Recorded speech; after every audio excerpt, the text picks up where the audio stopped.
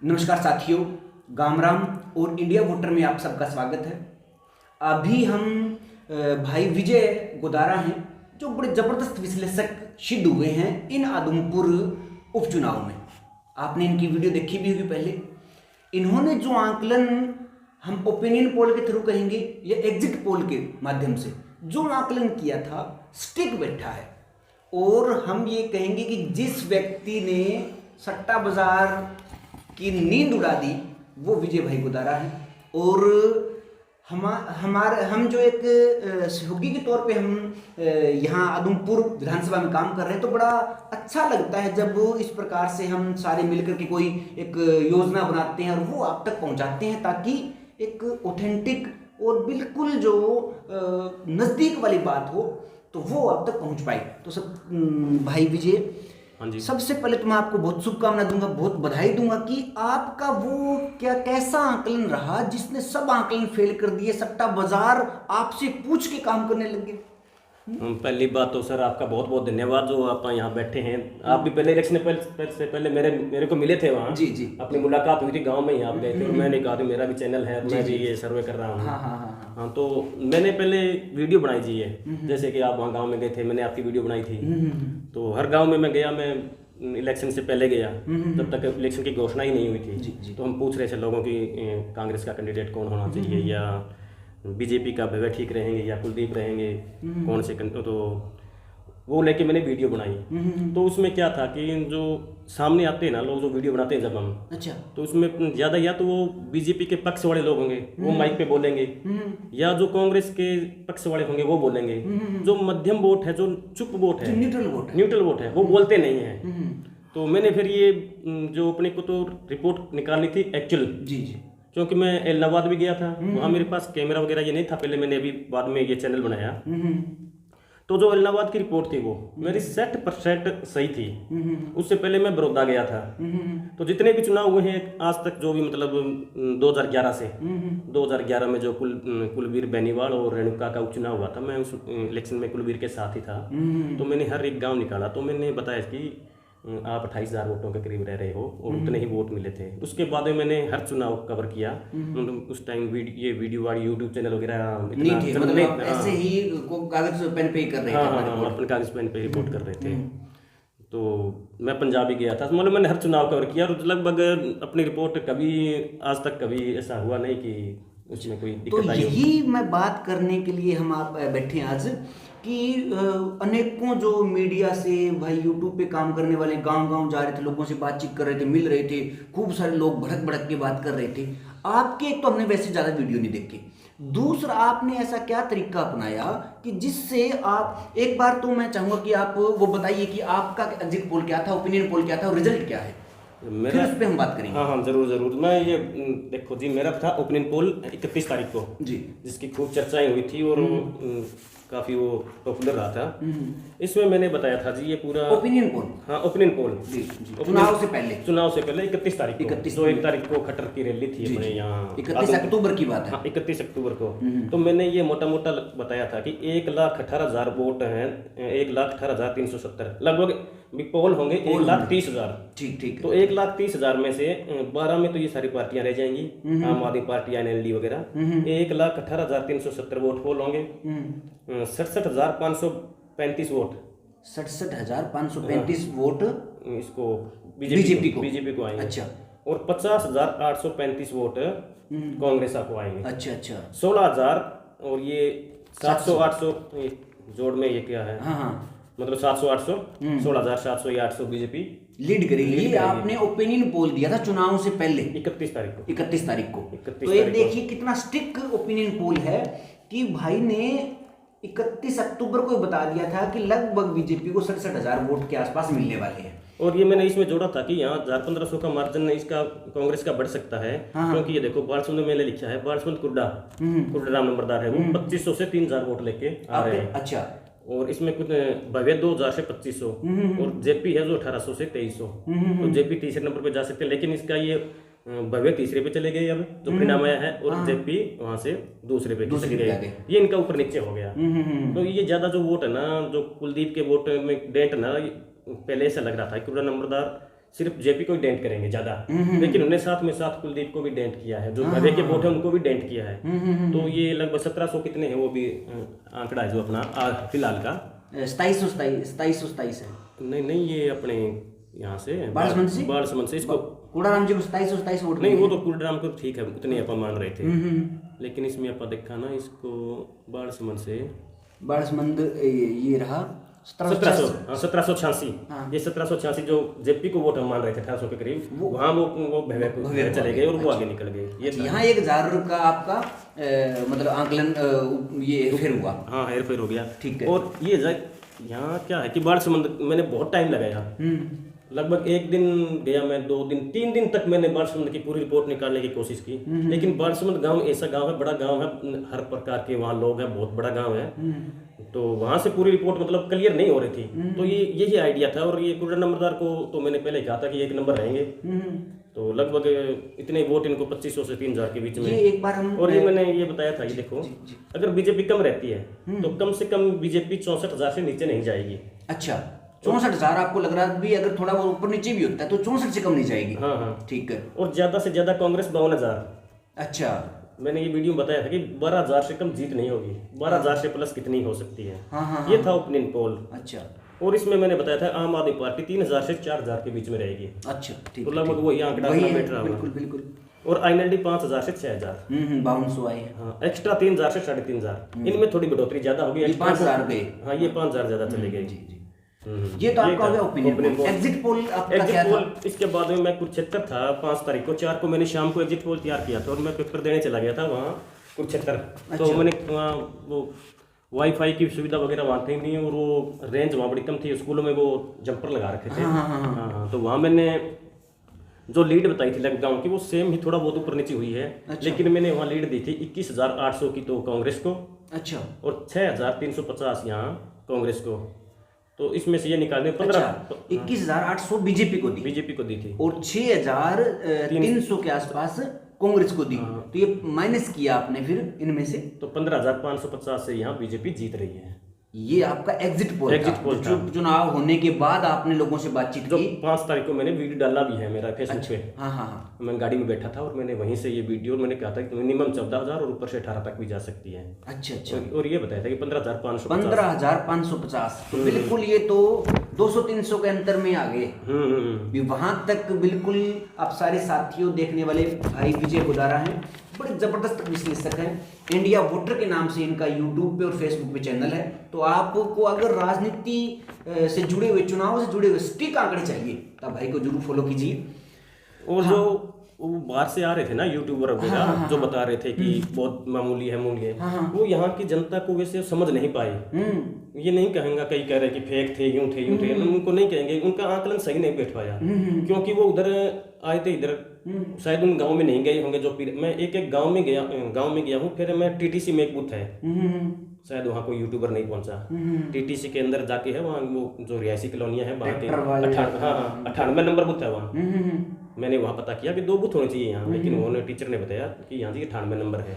और एक इधर घोड़ा फार्म है रेलवे लाइन के साइड में 14 सेक्टर के पास, वहाँ भी मैं गया था, उसमें भी मैं देख गया। तो मैंने ऐसा कोई मतलब बूथ नहीं छोड़ा जहाँ मैं नहीं गया हूँ। वीड बबरान जो कि लास्ट है, ठसका से आगे फिर ऊपर के वो होके आना पड़ता है, वहाँ मैं मोटरसाइकिल लेके गया हूँ। अच्छा। मोटरसाइकिल मैंने की है, गाड़ी में पता नहीं चलता, लेकिन मैंने मोटरसाइकिल से एक गांव निकाला है और फिर 3 बार गाड़ी लेके गया हूँ। रास्ते में कोई मिल गए, खेत में जाने वाले कोई और मिल गए, बाइक से आप सबसे मिले? हाँ मैं सबसे मिला हूँ। और वैसा भी मैं हर गाँव में मेरी रिश्तेदारियां हैं, मेरे साथ पटे हुए मेरे दोस्त हैं, उन्होंने मुझे, उनका भी मैं धन्यवाद करूंगा कि उन्होंने मुझे रिपोर्ट दी और आंकड़ा दिया। हाँ, और ये जो 57 गांव है, तो 57 गांव में मेरे साथ पढ़े हुए, क्योंकि मैं FGM कॉलेज में यहीं आदमपुर पढ़ा हूँ, तो मेरे यार साथी मिल गए, फिर हमारी रिश्तेदारियां भी हैं, और फिर जो पुराने कांग्रेस के कार्यकर्ता थे जो कुलवीर के टाइम के, वो भी मेरे को जानते थे, उनसे भी मैं मिला। सबसे आपने राय मुशवरा किया? सबसे राय। एक गाँव में कितने लोगों से मिले आप? मैं जी लगभग देखो 5 बार गया, तो मैं लगभग वैसे जहाँ इकट्ठे लोग होते हैं उनमें तो पता नहीं चलता, और जो गुप्त वोट एक अकेला आदमी है वो अपने दिल की बात बताता है, और वो जब भी बताता है जब हम उस पास बैठ के चाय पानी पीते हैं। और इस एरिया में ये बागड़ी बेल्ट है, और इस एरिया में ऐसा है सर कि चाय पानी के और खाने की यहाँ बड़े मान सम्मान है। मान सम्मान बहुत देते हैं। बिल्कुल बिल्कुल। और उनके साथ जो आत्मीयता से बात करते हैं ना अपन, तो वो अपना सब कुछ बता देते हैं। और यही एलनाबाद में था। लेकिन बड़ौदा में ऐसा नहीं था। मैं बड़ौदा में ऐसा नहीं था। अच्छा। हाँ, जो ये अपना बागड़ी बेल्ट है ना, इसको बागड़ी बेल्ट बोलते हैं, इसमें ऐसा है। तो मैं एक बात और पूछना चाहूंगा कि आप गांव गए। हाँ जी। आपने क्या जाति वाइज किया भी, यहाँ कौन कौन से ग्रुप्स हैं या इनसे मिलूं भी, ये बीसी वाले किधर जा रहे हैं, एससी वाले किधर जा रहे हैं, जनरल कहाँ जा रहे हैं, ऐसे भी ग्रुप वाइज भी बात की? हाँ जी हाँ। अच्छा। ज़्यादातर यूट्यूबर के हैं क्या है कि वो चले जाते हैं चौपाल में। और चौपाल में जो बैठे रहते हैं ना, वो मतलब हर गांव में कर लो, जैसे इधर बिश्नोई गांव में है, कास्ट जन को हम इनकार नहीं कर सकते, तो वहाँ वो बिश्नोई मिलेंगे तो वो ज्यादा भव्य भव्य की बात करेंगे। इधर हम करेंगे तो इधर बालसमंद साइड ये गांव है जो डोबी डाबी, तो इधर वो जेपी करेंगे। लेकिन हम जब गाँव के अंदर जाते हैं, और मैं गाँव के अंदर गया, मैंने कोई रिपोर्टिंग बस स्टैंड से नहीं की, यूट्यूब पर बस स्टैंड से रिपोर्ट लेके आया, मैं गाँव में गया। और जब गाँव में मैं चाय पी के आया, जब मैंने बताया कि मैं भाणा से ही हूँ, तो मैं लोकल हूँ, मैं हर गाँव को जानता हूँ। अगर मैं उस गांव के नहीं जानता तो उस गांव के किसी न किसी रिश्तेदार को जरूर कोई जान पहचान जरूर निकलती है वहाँ। ऐसे तो लोग बताते नहीं है। तो मेरे पास कोई वो माइक वगैरह भी नहीं था। मैं कहा माइक वगैरह नहीं है, हम तो ऐसे ही सर्वे कर रहे हैं। तो फिर वो अपनी बात है वो बताते हैं, हमें तो ऐसा लग रहा है। हम भी ऑन रिकॉर्ड लोग सही से बता नहीं पाते। हाँ, वो कैमरा के सामने नहीं आना चाहते ना। जो चुप वोट है, और वही या साइलेंट वोट है, वही बीजेपी को मिल रहे थे। वो अपने इसमें जो मीडिया आया हुआ था उनको वो दिखाई वोट नहीं दे रहे थे। एक बात मैं और पूछूंगा आपसे कि ये जो उधमपुर के आसपास का जो इलाका है, यहाँ हर गांव से तुलनात्मक जेपी को ज़्यादा समर्थन मिला है, तो ये भरपाई हुई कहाँ कि जो पीछे जो जीत थी, पीछे जो वो था, एक तो वोट पोलिंग परसेंट बढ़ा है अब की बार, तो क्या ऐसे हुआ, क्या ऐसे फैक्ट लगे आपको जिसने बीजेपी या कुलदीप बिश्नोई की तरफ वोटरों को खींचा? हम कास्ट वाइज को यहाँ कास्टिज्म को जैसे कि है जो जाट नॉन जाट का खेल यहाँ खूब चला है। अच्छा। पहले इस एरिया में ये बात नहीं थी। और ये बागड़ी बेल्ट है, यहाँ जाटों ने खूब वोट दिए हैं कुलदीप जी को जी, और सदा से ही मतलब इनके साथ जुड़े हुए हैं। लेकिन जो बाहर के लोग आए, मेरे किसी मित्र से बात हुई कि पहले इलेक्शन पहले, बोले यार यहाँ ये माहौल है, ये जाट नॉन जाट का होने जा रहा है। मैं यार ऐसा अपने तो पहले नहीं था। बोले ये हमारे रिश्तेदार वगैरह आ रहे थे, मेरे भी जाटों के साथ, और धर्म भाई हैं मेरे चाचा के, जो मैं परजूरिया परिवार में बड़ा हेडी से हमारे साथ है। तो कह रहे हैं कि जाट जो बाहर से लोग आ रहे हैं, वो पोलराइजेशन करने की कोशिश कर रहे हैं यहाँ, लेकिन वो पूरे कुछ सफल हुए हैं, लेकिन उतने सफल नहीं हुए।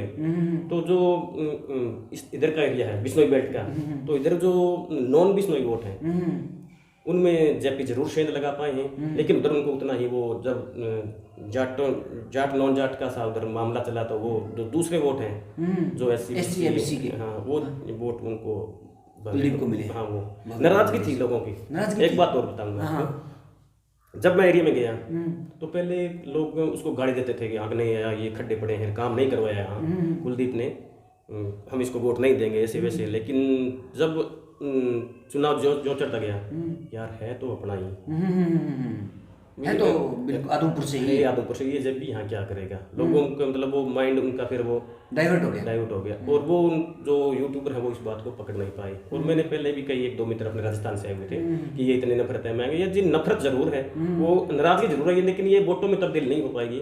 यहाँ लोग चाय पानी सबको देते हैं, लेकिन वोट देने में थोड़ा वो फिर ये मेरे किसी एक मित्र है अपना, वो जाट बिरादरी से, तो मैंने कहा यार आप तो जाट और जाट इकट्ठे हो रहे हैं, कह रहे हैं, कह जी हूँ तो जाट ही, लेकिन वोट भव्य को ही दूंगा। मैं ऐसा क्यों, ये तो कह रहे हैं कि जाट जूट इकट्ठे हो रहे हैं, ऐसी बात तो बोल, तो यार वो अपना है, और जब मर जाएंगे तो मरे को बिछाया में तो अपना ही डालेगा। अच्छा। अपने पराई का यहाँ मतलब कास्टिज्म भी चली। हाँ, और जो लोकल कैंडिडेट यहाँ, ऐसा कोई कैंडिडेट लोकल नहीं है। कुड़ाराम नंबरदार जरूर यहाँ लोकल थे, टिकट की मांग कर रहे थे, लेकिन जो मैंने हल्के में जाके लोगों से पूछा भी संपत सिंह ठीक रहेंगे या जेपी ठीक रहेंगे, कौन यहाँ से इलेक्शन तो उनको टक्कर दे पाएंगे, तो लोगों को यही था कि जेपी आने चाहिए, वो दबंग है।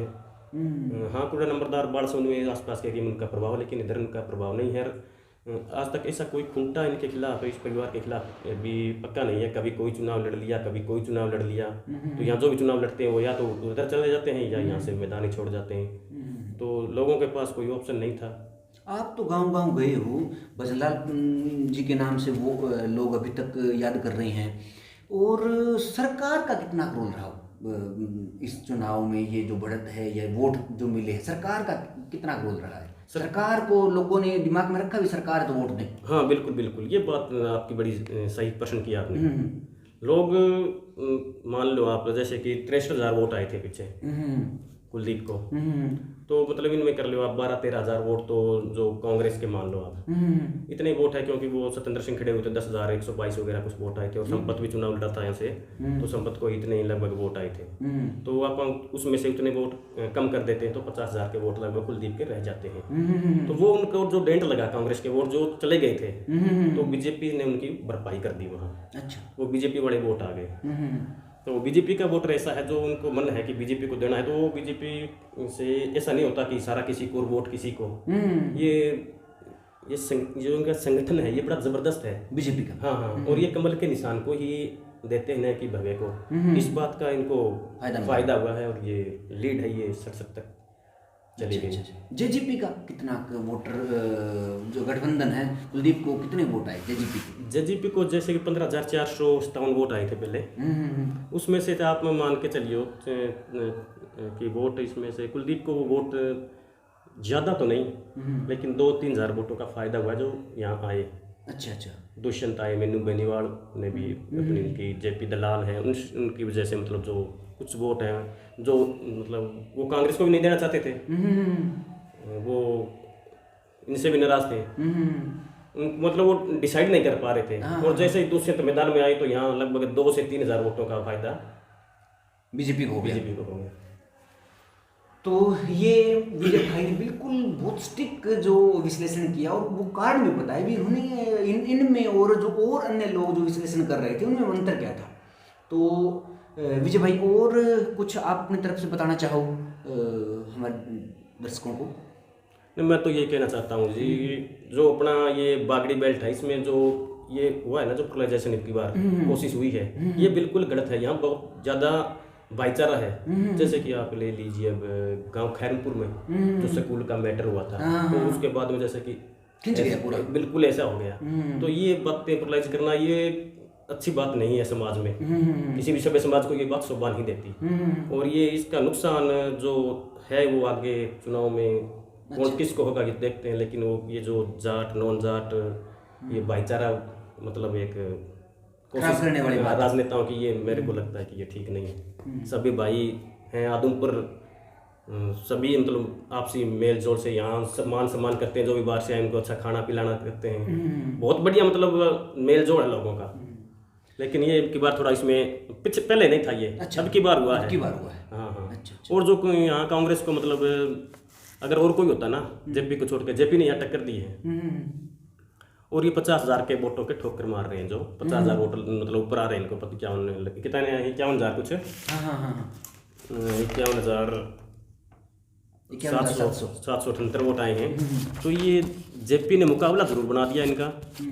और ये सिर्फ कांग्रेस को यहाँ नुकसान क्या हुआ, क्योंकि यहाँ चुनाव में सिर्फ भूपेंद्र सिंह हुड्डा और दीपेंद्र हुड्डा वही थे, उन्हीं पे चुनाव लड़ रहे थे। यहाँ नुकसान ये हुआ कि शैलजा अगर आती तो एससी वोटों में काफ़ी वो डेंट करती बीजेपी को। अच्छा, वो नहीं आई, उसका नुकसान बड़ा फैक्टर रहा। हाँ बड़ा फैक्टर रहा। रणदीप सुरजेवाला वो भी नहीं आई। तो ये जो कमान है ये सिर्फ दीपेंद्र हुड्डा और भूपेंद्र हुड्डा ने संभाली थी, और लोगों ने इनको हाथों हाथ लिया, क्योंकि ये एरिया जी रहा है चौधराहट का, यहाँ हमेशा ही चौधराहट रही है। और लोग ना छोटे पोटे जो है ना, ये नेता फेता मंत्री है, इनको कुछ नहीं मानते। ये यहाँ सीधा मंत्री से बात नहीं करते, ये सीधे सीएम का हाथ पकड़ते हैं, क्योंकि ये चौधराहट में हल्का रहा है, क्योंकि सीएम का हल्का रहा है, सीएम का हल्का रहा है। और यहाँ मतलब हर एक जो है अपने आप को मतलब बीच के जो कार्यकर्ताओं से बातचीत करने बजाय सीधे वो नेताओं से लिंक है लोग, बड़ी जो नेता। हाँ, तो ये एक फैक्टर था यहाँ। तो विजय भाई आपका बहुत धन्यवाद। और साथियों एक बार मैं फिर आपको कहना चाहूँगा कि अगर आपको और भी अभी जो जिस प्रकार से माहौल चल रहा है ना, तो जल्दी ही और कोई उपचुनाव भी आ सकता है। और अभी जैसे जिला परिषद है, सरपंच के चुनाव है, तो आपको अगर स्ट्रिक्ट जानकारी चाहिए तो भाई विजय गुदारा है, उनका इंडिया वोटर के नाम से चैनल है, और आप इनको फॉलो कीजिए। और एक बात और, हमने डिस्कशन किया, भाई ने बताया अपना भी क्या क्या कारण रहे। अगर आपको लगता है कि नहीं ये जो वोट हैं कांग्रेस को कम कैसे क्यों मिले हैं, बीजेपी को ज़्यादा क्यों मिले हैं, कोई और आपके पास, आप भी किसी न किसी गांव से जुड़े हुए, तो आपको हो सकता है हमसे भी अच्छी जानकारी है उस गांव के बारे में, तो आपको कमेंट के माध्यम से वो जरूर बताइएगा। कांग्रेस को जो नुकसान हुआ है ना यहाँ, ये लग रहा था कि नजदीक जाएगी, जो कांग्रेस ने देरी की है टिकट देने में उसका उनको डेंट लगा है। और इन कुलदीप ने तो पहले टिकट वो क्लियर ही था कि लगभग भैया को टिकट मिलेगी, और उन्होंने पहले सारा एरिया कवर कर लिया था। अच्छा, लेट टिकट मिलना भी एक थोड़ा कांग्रेस कुछ ना कुछ 5-2-4 हज़ार का फर्क पड़ता है। हाँ बिल्कुल। और फिर जो वो भी मैंने आपको बताया कि वो जो शैलजा वगैरह हैं वो किसी ने सिर्फ दीपेंद्र हुड्डा ही यहाँ दिखाई दे रहे थे। किरण के तो आपने बयान ही सुने होंगे, और कुछ चर्चाएं भी चल भी रही हैं कि वो उन्होंने अमित शाह से मुलाकात की है, बातचीत हो रही है, तभी कह रहा हूँ कोई उपचुनाव और भी हो सकता है कि तो शाम के लिए हम तैयार रहें। अभी तो हम कुछ क्लियर नहीं कह सकते, लेकिन जो चर्चाएं हैं वो तो हम चर्चा ही कर सकते हैं, क्लियर तो हम कर नहीं सकते। तो साथियों, आपने यहाँ तक देखा, समझा, और अपनी राय जो आप कमेंट के माध्यम से रखनी है, तो एक बार फिर विजय भाई का हम धन्यवाद करते हैं, और आप सबका भी धन्यवाद करते हैं। धन्यवाद।